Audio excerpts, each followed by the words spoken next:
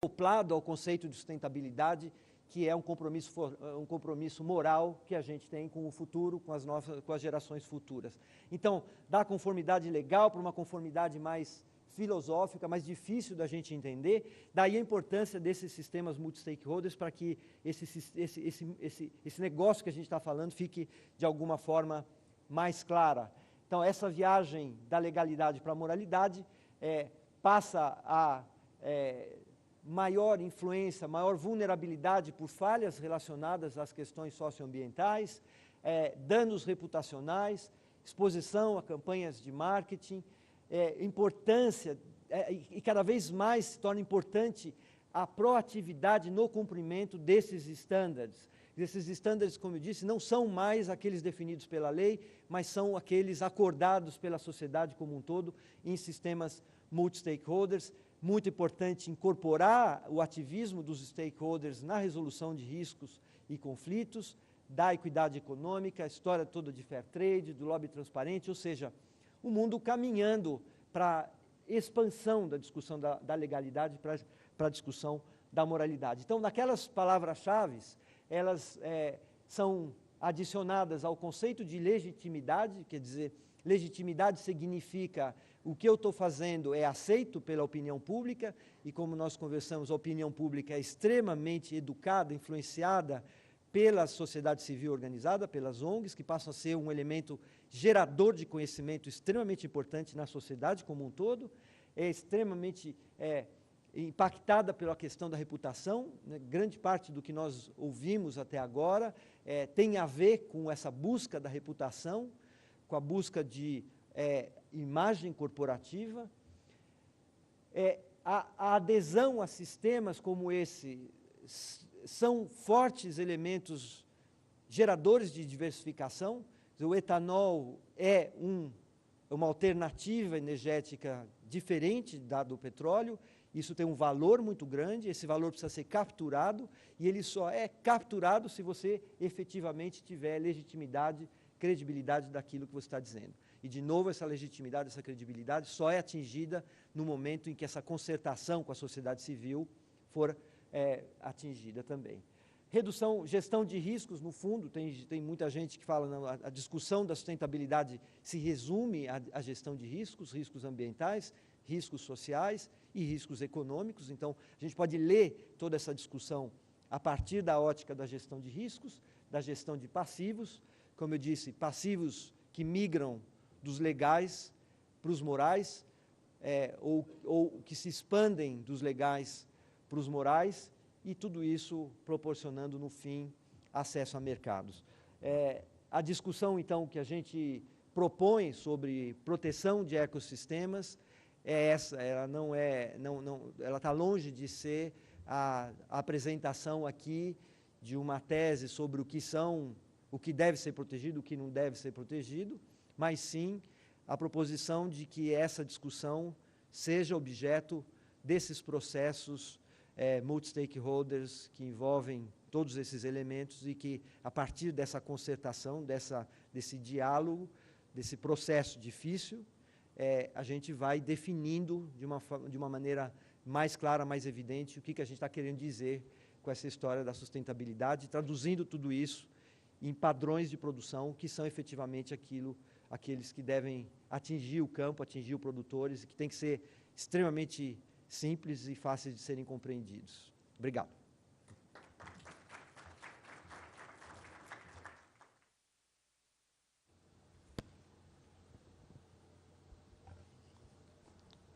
Eu agradeço ao professor Roberto Vac pela sua apresentação, pelo rigoroso cumprimento do tempo, e passo em seguida a palavra ao Dr. David Cleary, que é chefe dos programas de conservação da TNC.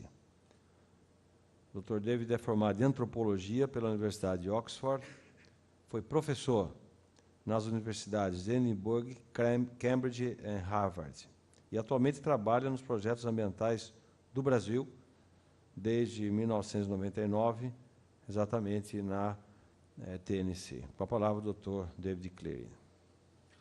Okay. I'm going to speak in Portuguese, but for anyone who wants to ask questions in English, I'm happy to take questions in English afterwards. Vou falar em português. Primeiro, agradecer à UNICA o convite, o fato de eu estar participando desse palco como representante de uma grande ONG internacional de conservação, significa, de fato, como o diálogo entre o setor produtivo e a sociedade civil tem amadurecido durante os últimos anos, mas, consequência do diálogo, é que, às vezes, você pode ouvir coisas com que você não concorda. Então, vamos ver se esse é o caso aqui. Eu vou, durante esses 15 minutos, colocar na mesa o que eu acho que são 5 verdades para nortear e balizar a discussão. Se essas verdades são convenientes ou inconvenientes, é para a plateia decidir, mas para mim são verdades mesmo assim. A primeira verdade tem a ver com a modernização do setor de biocombustíveis no Brasil. Que ninguém que presenciou a história dos últimos 20 e 25 anos no Brasil pode deixar de ser impressionado com a velocidade desse processo de modernização e o grau de sofisticação que esse processo já tem alcançado dentro do setor, comparado com outras áreas do agronegócio brasileiro. Modernização no sentido de sistema de produção, das tecnologias de processamento, da produção de campo, dos relacionamentos sociais dentro da indústria. Mas eu acho que ainda tem alguns passos faltando nesse processo de modernização. Se trata de um processo de modernização ainda um pouco incompleta. E vou voltar a esse ponto no final desta apresentação. Segundo ponto, segunda verdade que eu queria colocar na mesa é reforçar um ponto que já foi colocado por Fábio. Que é que o Brasil é muito mais, do ponto de vista ambiental, o Brasil é muito mais que a Amazônia. E especialmente os biomas do Cerrado e os biomas da Mata Atlântica, eles têm importância global. E mesmo se as fronteiras do Brasil fossem diferentes, e mesmo se o Pantanal e a Amazônia não ficassem dentro das fronteiras do Brasil, é importante que todo mundo reconheça que o Brasil, mesmo assim, ainda seria um país enormemente importante do ponto de vista global para qualquer ONG de conservação. Se pode, de fato, argumentar que a Mata Atlântica tem mais importância biológica do que a própria Amazônia. Por quê? Porque a Amazônia, apesar de todos os seus problemas, ainda está mais ou menos 80% da bioma intacta. Enquanto a Mata Atlântica já se foi 93%, 92%. O que resta no bioma da Mata Atlântica são essencialmente remanescentes florestais de maior ou menor tamanho, que são, justamente pelo fato de ser remanescentes, refúgios, e podem, portanto, demonstrar níveis de biodiversidade até mais altos do que os níveis de biodiversidade amazônicas. E, de fato, se você vai buscar na literatura científica, você vai descobrir que, de todas as florestas do mundo, o hectare de floresta mais biodiversa já encontrado foi um hectare da floresta Mata Atlântica, com mais de 400 espécies de árvores. Então, o que significa isso? O que isso significa? Eu acho que, de vez em quando, às vezes dentro do setor de biocombustíveis, com mais frequência fora do setor de biocombustíveis, se propõe um tipo de barganha faustiana, no sentido que, bem, se a gente protege bem o Pantanal e a Amazônia, então a gente tem mais liberdade de ação então, no Cerrado e na Mata Atlântica, que são os centros da indústria. Eu queria deixar claro que, do ponto de vista de qualquer organização ambiental, esse tipo de barganha faustiana é uma área onde a gente não pode entrar, pela própria importância biológica e ambiental da Mata Atlântica e do Cerrado. Agora, terceira verdade. Do ponto de vista ambiental, eu acho que o setor de biocombustíveis é o setor que mais oferece oportunidade para ONGs como a ONG que eu represento. Por quê? Porque o motivo, né, pela existência do setor de biocombustíveis é para substituir combustíveis fósseis. Então, pela própria natureza da indústria, você está falando de uma indústria que terá, no mundo ideal, uma balança positiva de carbono. Agora, muitas vezes, hoje de manhã, na sessão de plenário, isso foi citado. Agora, eu queria aceitar a premissa, mas também enfatizar a importância do fato que uma balança de positivo de carbono não é necessariamente automático, né?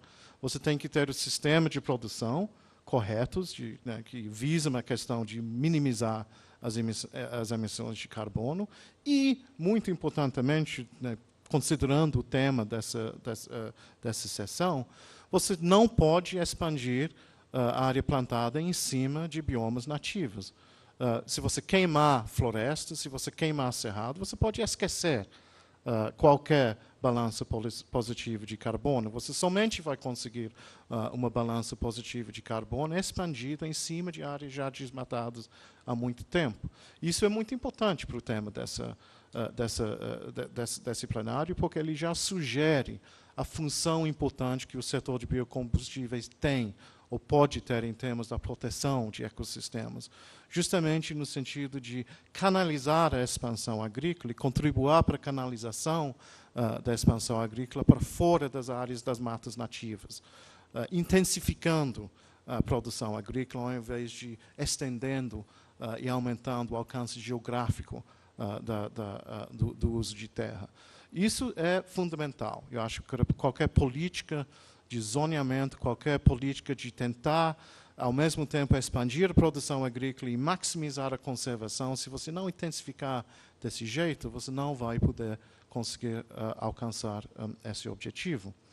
E eu queria, não posso resistir a essa oportunidade aqui de falar algumas coisas sobre as barreiras tarifárias contra o etanol brasileiro nos Estados Unidos, sabendo perfeitamente que eu estou representando uma organização americana, né? Eu sei que, do ponto de vista do setor, o fechamento do mercado americano através dessas barreiras tarifárias é uma oportunidade econômica perdida. Mas eu queria deixar claro que, do meu ponto de vista, se trata também de uma oportunidade de conservação perdida. Por quê? Porque se abrisse o mercado americano, obviamente haveria condicionantes ambientais nessa abertura. Você teria que ter um monitoramento dos produtores e um monitoramento do sistema de produção para garantir que você estava, de fato, conseguindo a balança positiva de carbono, que é o motivo para estar utilizando o etanol ao invés de gasolina.